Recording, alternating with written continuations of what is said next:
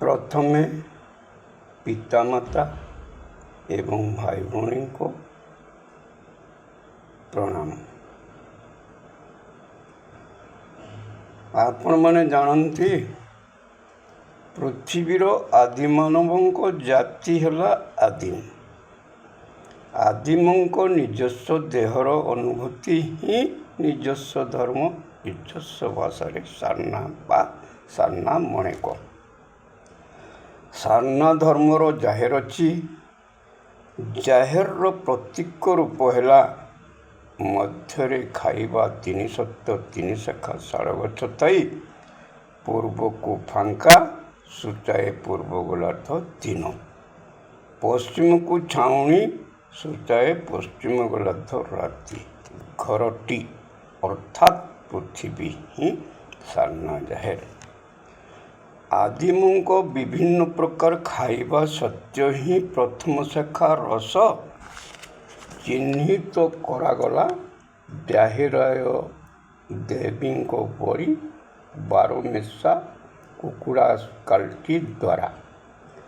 ଖାଦ୍ୟରସରୁ ସୃଷ୍ଟି ଦ୍ୱିତୀୟ ଶାଖା ନାଲି ରକ୍ତ ଚିହ୍ନିତ କରାଗଲା ମଣେତୁରିକ ଦେବଦେବୀଙ୍କ ପରି ନାଲି କୁକୁଡ଼ା ଷଣ୍ଢା ଦ୍ୱାରା।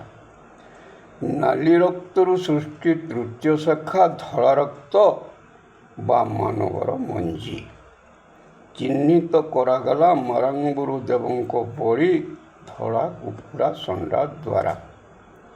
ତିନୋଟି କୁକୁଡ଼ା ବଳି ଦ୍ୱାରା ଚିହ୍ନିତ କରାଗଲା ଖାଇବା ତିନି ସତ୍ୟ ତିନି ଶାଖା ଶାଳଗଛ ଅର୍ଥାତ୍ ଆଦିମଙ୍କ ନିଜସ୍ୱ ଦେହ ହିଁ ଏହି ମନ୍ଦିରର ଶ୍ରୀମନ୍ଦିର। ନିଜସ୍ୱ ଭାଷା ସାହିତ୍ୟରେ ଜାହେରଦାରେ। ଏହି ଗଛ ମୂଳରେ ପଥର ପ୍ରତୀକ ଦେବଦେବୀ ଡାହାଣରୁ ବାମକୁ, ମାରାଙ୍ଗୁରୁ ଦେବ, ଜାହେରାୟ ଦେବୀ, ମଣେତୁରିକ ଦେବଦେବୀ ଆଦିମ ପୁଅ ଝିଅ। ପ୍ରତ୍ୟକ୍ଷ ପୂଜା ପାଇଁ ପୂଜକ ନାଇକେ ନିଜେ ଦେବଦେବୀ ନିଜେ ପୂଜକ। ପୂର୍ବକୁ ସାମ୍ନା କରି ନିଜସ୍ୱ ଡାହାଣରେ ନିଜସ୍ୱ ଆତ୍ମା ହିଁ ଦେବ ମାରାଙ୍ଗୁରୁ ନାମରେ ପୂଜା ପାଏ। ନିଜସ୍ୱ ସାମ୍ନାରେ ଆତ୍ମା ହିଁ ବ୍ରହ୍ମ ଦ୍ୱାରା ଆଚ୍ଛାଦିତ ହେବା ଶକ୍ତି ହିଁ ଦେବୀ ଜାହେରାୟ ନାମରେ ପୂଜା ପାଏ।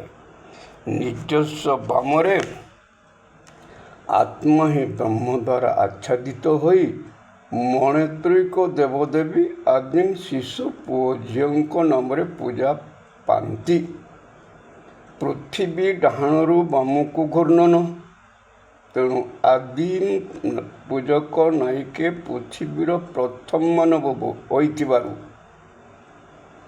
ପୂଜା ପୋଷାରେ ବ୍ୟବହୃତ ସାମଗ୍ରୀ ଦ୍ୱାରା ପୃଥିବୀ ଭଳି ପୂଜା କର୍ମ କରେ।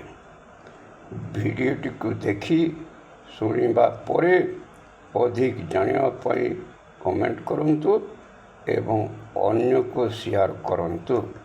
ଆଜି ପାଇଁ ଏତିକି। Jagadananda Hembram, head post Bangiriposi.